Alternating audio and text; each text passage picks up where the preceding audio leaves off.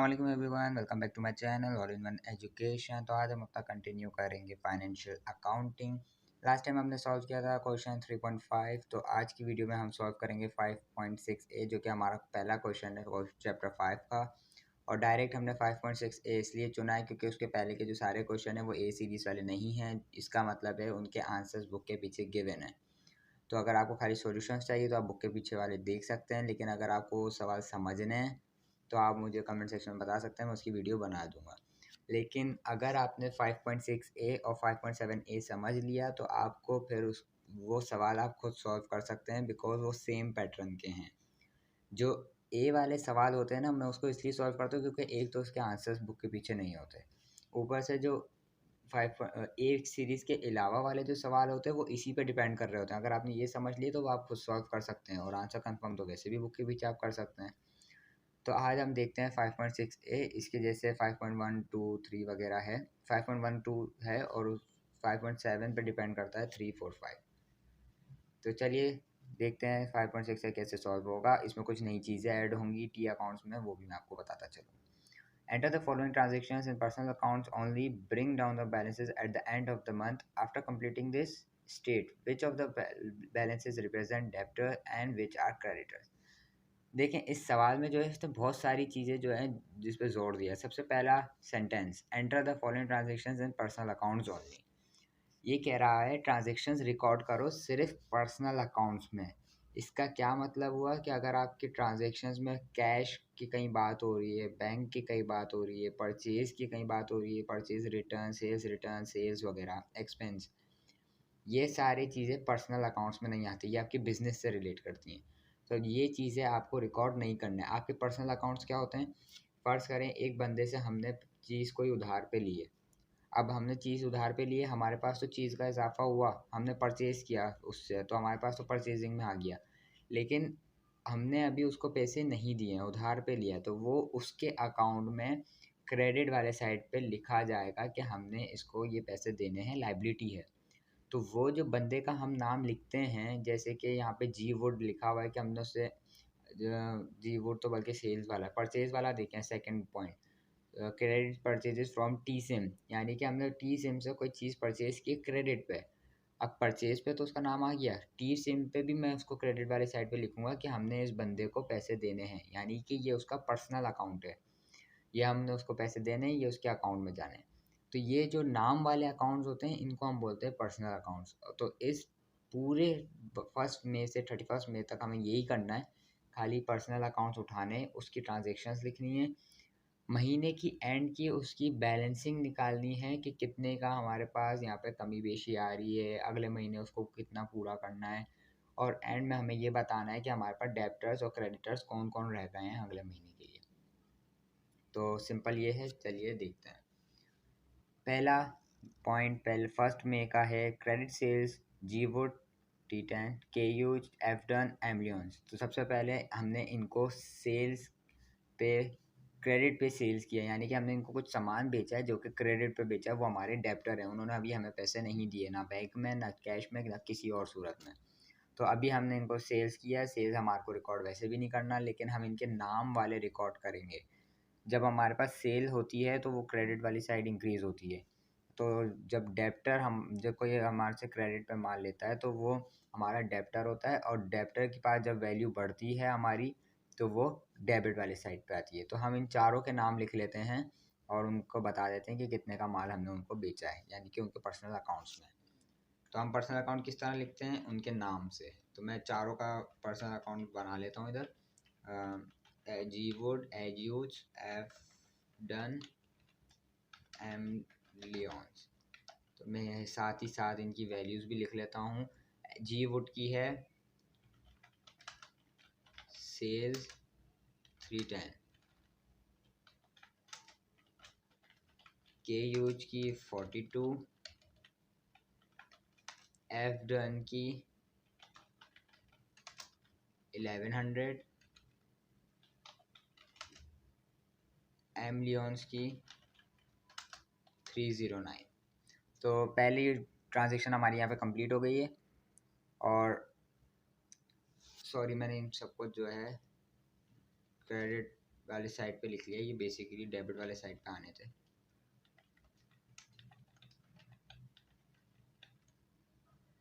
तो सबसे पहले जी वुड की हम वैल्यू लिख लेते हैं। तो हमने उनको क्रेडिट पे, यानी कि वो हमारे डेप्टर है, क्रेडिट पे माल बेचा है, तो सबसे पहले यहाँ पे मैं जी वुड की लिख लेता हूँ 310। उसके बाद के यूज जो भी इनका नाम है, नाम नहीं लिखना था, सेल्स लिखना था। एफ डन 1100 का, और इनको हमने 309 मालियत का माल बेचा है। तो इन चारों का हमने रिकॉर्ड कर लिया डेबिट वाले साइड में, बिकॉज ये हमारे डेप्टर्स हैं। और सेकंड में को आते हैं। सेकंड में credit purchases from T SIM, J lease, P T I D, F rock.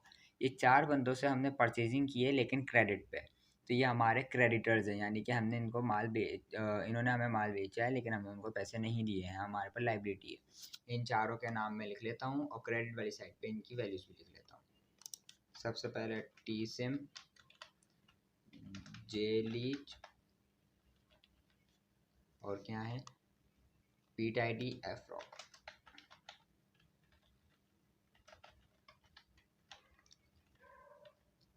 तो यहाँ पे हमारे सबसे पहले टी सिम की 190 है, तो मैं यहाँ पे परचेज का नाम लिख देता हूँ कि हमने इनसे परचेज किया है 190।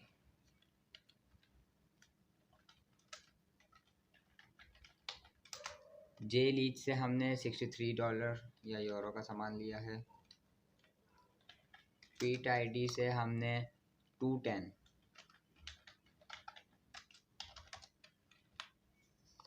एफ रॉक से हमने 190।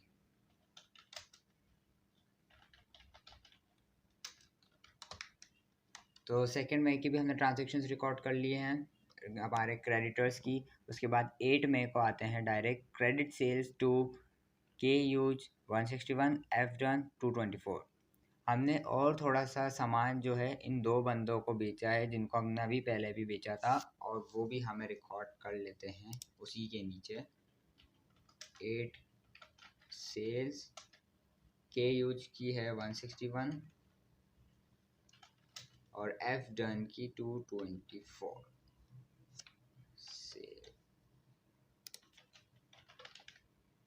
सेल्स 224। तो 8 मई के बाद ये दो ट्रांजेक्शन हुई है। 8 मई को, 9 मई को भी दो ट्रांजेक्शन हुई है। 9 मई को जो दो रह गए थे, उन्होंने भी कुछ हम ओ अच्छा, इन्होंने हमें जो है सामान रिटर्न किया है। Goods return to us by F Dunn and M Leon. यानी कि हमारे पास यहाँ पे सेल्स रिटर्न हुआ है। सेल्स रिटर्न होता है तो डेबिट वाले साइड पे होता है, और हमें उसके बदले उनको पैसे वगैरह कुछ तो देना होता है। लेकिन अभी उन्होंने हमसे क्रेडिट पे माल लिया था, तो हम डायरेक्ट उनकी लाइबिलिटी कम कर देते हैं, यानी कि उनकी डेबिटिंग वाली साइड से वैल्यू कम कर देते हैं। तो सबसे पहले कौन है, goods return to us by F Dunn. तो एफ डन ने हमें 31 का सामान वापस किया है।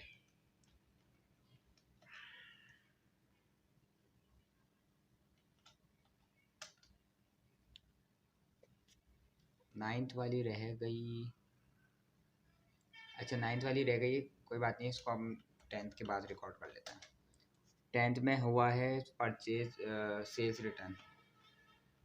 तो मैं इसको एस डॉट आर लिख रहा हूँ, आप समझ जाइएगा, सेल्स रिटर्न है ये, S dot R short form sales return का।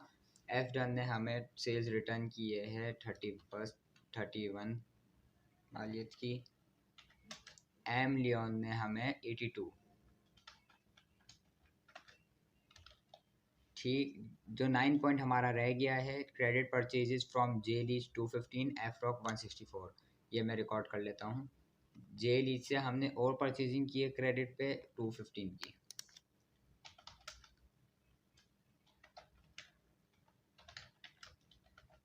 और उसके बाद जे लीज के बाद एफ रॉक से 164।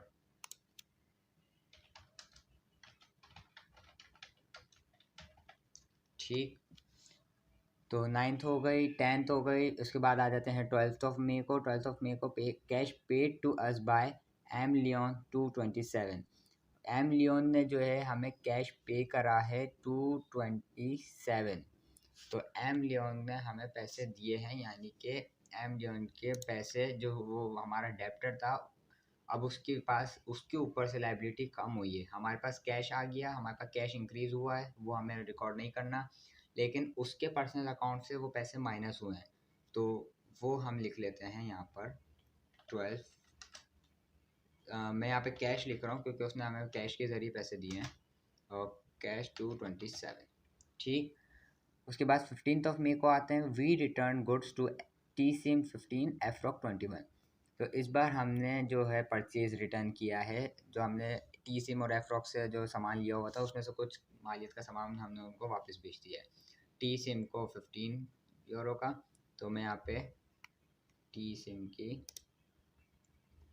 अब टी सिम को सामान वापस गया है तो उसके बदले वो हमारे पैसे देगा, लेकिन हमने उसको पैसे अभी नहीं दिए थे, हमने क्रेडिट पे माल लिया था, तो हमारी लाइबिलिटी कम हो जाएगी थोड़ी सी। तो टी सिम 15 डेट को हमने टी सिम को P.R यानी कि परचेज रिटर्न, ये P.R परचेज रिटर्न का शॉर्ट फॉर्म है। परचेज आप पूरा ही लिखिएगा, मैं यहाँ पे रॉ साइज़ छोटा होने की वजह से लिख रहा हूँ, वरना एग्ज़ाम वगैरह में आप पूरा ही लिखिएगा, वरना मार्क्स कट सकते हैं। टी सिम ने परचेज रिटर्न किया है 15 यूरो का, एफ रॉक ने 25।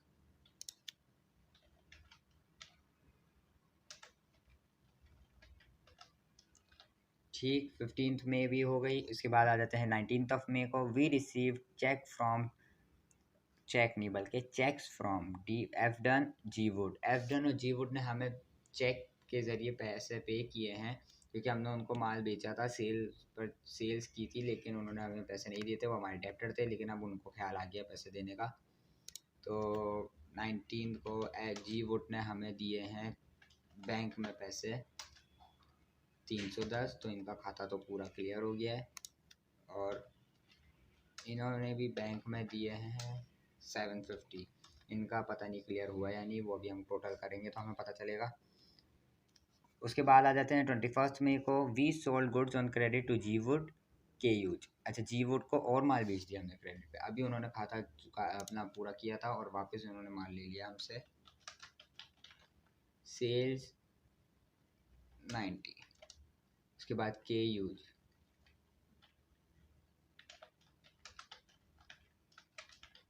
सेल्स 430। ये तो अपना खाता बढ़ाया जा रहे हैं, के यूज क्लियर कर नहीं रहे। उसके बाद आ जाते हैं 28 मई को, we paid by cheque the following, T Sim 175, F Rock 100, P Tidy 180। ये तीन बंदे को हमने वी पेड बाय चेक, हमने पे किया है उनको, तो वो हमारे थे क्रेडिटर्स, क्योंकि हमने उनसे सामान लिया था क्रेडिट पे, तो अब हमने उनको कुछ कुछ मालियत, जब हमारे पास पैसे आ रहे हैं तो हम भी तो देंगे ना उनको, कहीं वो हमें अगली बार पता नहीं पैसे दे या नहीं दे, और सामान दे या नहीं दे। तो हमारे पास जो है, अब हमारे पास डेप्टर वाली साइड पे वैल्यू लिखी जाएगी, क्योंकि हमारे क्रेडिटर्स के पास हमारी लाइबिलिटी कम हो रही है। तो टी सिम पे मैं लिख लेता हूँ, हमने उनको चेक के ज़रिए दिए हैं 175, और ये है 28 175। उसके बाद एफ रॉक को भी हमने बैंक में पैसे दिए हैं, एफ रॉक को हमने दिए हैं 100। उसके बाद टी टाई डी को भी हमने कुछ पैसे दिए हैं बैंक में, उनको मेरे ख्याल से हमने पूरे ही दिए होंगे, नहीं बल्कि उनको भी पूरे नहीं दिए, 180 दिए। ठीक, उसके बाद अगली डेट को आ जाते हैं, जो कि हमारी लास्ट डेट है 31। We return goods to F Rock 18।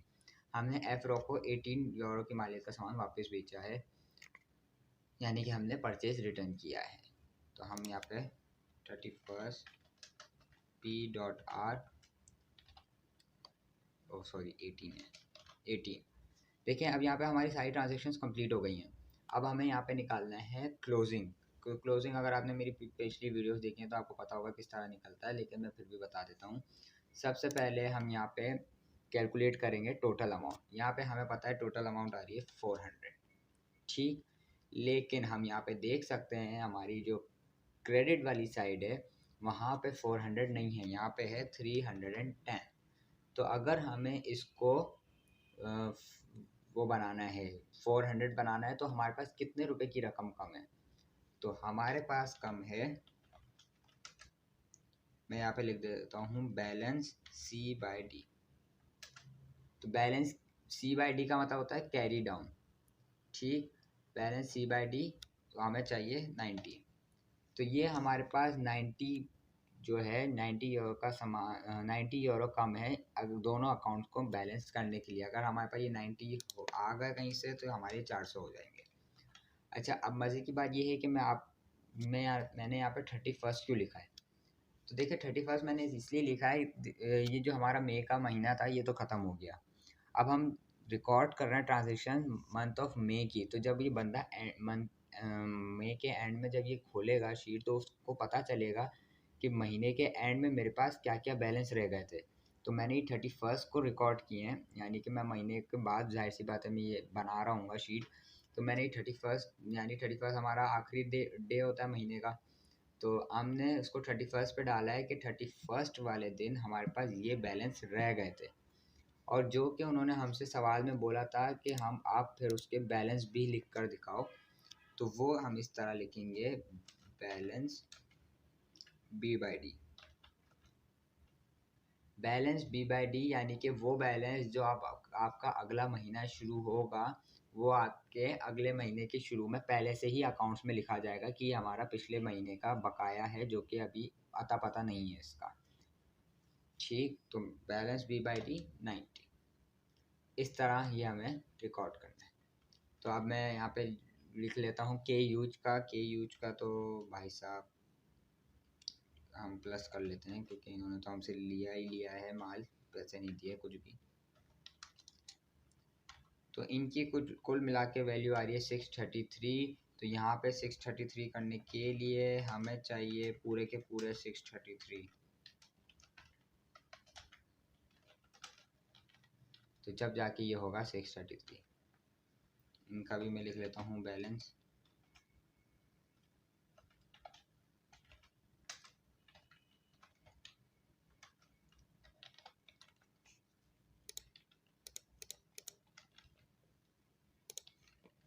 ठीक, इसके बाद आ जाते हैं इस साइड पे एफ डन।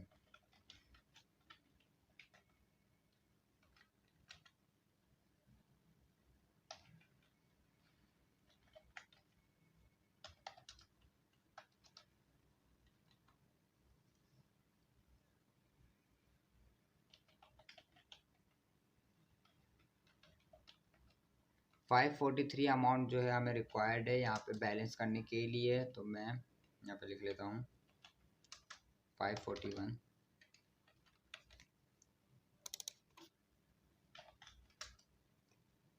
इसके बाद ये हो जाएगा 1324।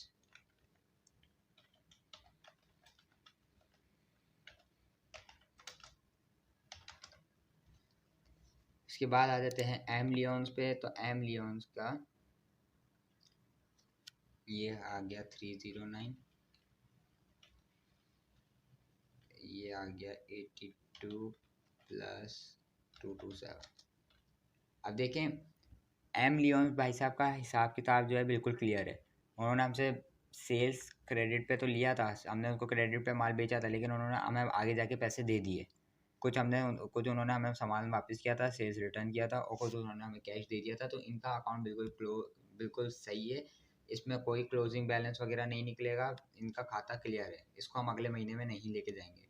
अगर अगले महीने ये कोई नए सिरे से ट्रांजेक्शन शुरू करते हैं, कुछ हमसे लेते हैं या देते हैं, तो वो एक अलग मैटर है। लेकिन अभी इनका खाता इस महीने का बिल्कुल क्लियर है, तो इसको हम ऐसे ही रहने देंगे। इसके बाद आ जाते हैं टी सिम पे। तो टी सिम का टोटल है, अच्छा देखें टी सिम का भी क्लियर है, ये 190, ये भी 190। तो टी सिम का भी हमारा जो है यहाँ पे खाता बिल्कुल क्लियर है, कुछ यहाँ पे लेन देन नहीं करना है। जे लीच का यहाँ पे हम कैलकुलेट कर लेते हैं। जे लीच से भी हमने खाली सामान लिया है, दिया कुछ भी नहीं है।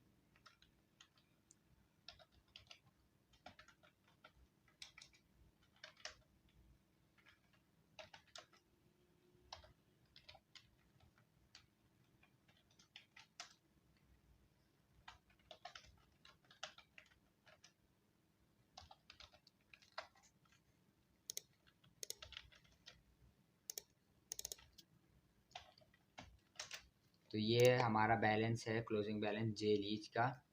और उसके बाद आ जाते हैं हम पी टाइडी पे 192।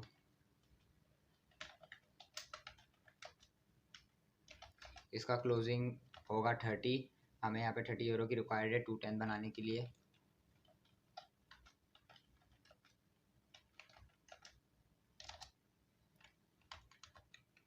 उसके बाद आ जाते हैं एफ रॉक।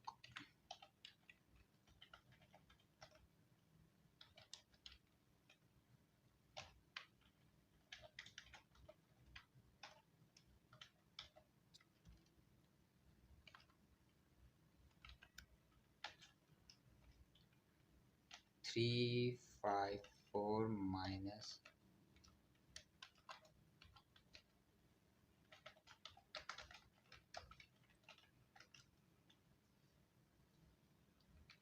क्या वैल्यू आई थी, बताओ, वैल्यू भूल गया मैं। 215। तो एफ रॉक के हमारे पास 215 वैल्यू रिक्वायर्ड है इनको बैलेंस करने के लिए, फिर ये हो जाएगा 354। तो ये हमारे क्लोजिंग थे हमारे इस सवाल के। तो हमारा जो 5.1 और 5.2 है वो भी इसी तरह सॉल्व होगा, इसी तरह क्लोजिंग निकलेगा और इसी तरह पूरा आपका जो प्रोसीजर है फॉलो होगा। अब एक चीज़ यहाँ पे जो उन्होंने एंड में हमसे एंड के सेंटेंस में पूछा था कि हमें एंड में ये बताना है कि हमारे पास डेप्टर्स कौन है, क्रेडिटर्स कौन है। तो हम गिन लेते हैं कि ये हमारे डेप्टर वाले थे जिन्होंने हमसे सेल्स पे माल जो है क्रेडिट पे लिया था। तो जी वुड का हिसाब अभी क्लियर नहीं है, के यूज का क्लियर नहीं है, एफ डन का क्लियर नहीं है। तो हम यहाँ पर लिख लेते हैं लाइन में इसको मिलाकर, जी वुड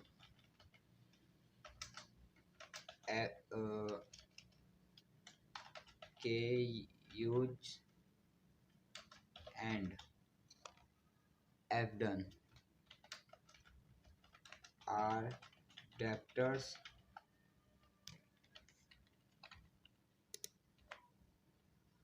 और उसके बाद जो है J Leach, P Tidy and F Rock are creditors. देखिए ये तीन हमारे डेप्टर्स हैं, ये तीन हमारे क्रेडिटर्स हैं, वो तो हमें पता ही क्यों है। लेकिन अब आप बोलेंगे ये टी सिम और एमलियंस भी तो हमारे डेप्टर क्रेडिटर थे, लेकिन अभी हम उसने हमें पूछा है महीने के एंड में कौन है। इन्होंने तो अपना हिसाब क्लियर कर दिया, हमने टी सिम का हिसाब क्लियर कर दिया, हमने उससे क्रेडिट पे परचेजिंग की थी लेकिन बाद में उसको पैसे दे दिए। एमलियंस ने हमसे क्रेडिट पे माल लिया था लेकिन बाद में उसने हमें पैसे दे दिए, तो उसका हिसाब अभी क्लियर है। तो अभी हमारा उससे कोई ताल्लुक ही नहीं है बिजनेस का। जब वो आगे हमसे कुछ लेगा देगा तो फिर वो देखा जाएगा, लेकिन अभी फ़िलहाल उसका जो है हिसाब क्लियर है तो हम इसको नहीं लिखेंगे। तो ये तीन हमारे डेप्टर्स हैं, ये तीन हमारे क्रेडिटर्स हैं जिनका हिसाब अभी हमारे अगले महीने में जाएगा, जो कि मायने रखता है क्योंकि अभी हमारे पास उसके पैसे नहीं आए और ना ही क्रेडिटर के पैसे हमने दिए हैं। तो ये था सवाल आपका 5.6 ए। होपफुली आपको समझ आया होगा। 5.1 5.2 बिल्कुल सेम एज इट इज़ होंगे। 5.1 क्वेश्चन में ये सब इंस्ट्रक्शन दी हुई है जो मैंने आपको बताई है, तो आप वो सवाल अब आसानी से कर सकते हैं। अगर फिर भी कोई प्रॉब्लम है आप कमेंट सेक्शन में बताएं, मैं आपको सॉल्व कर दूंगा।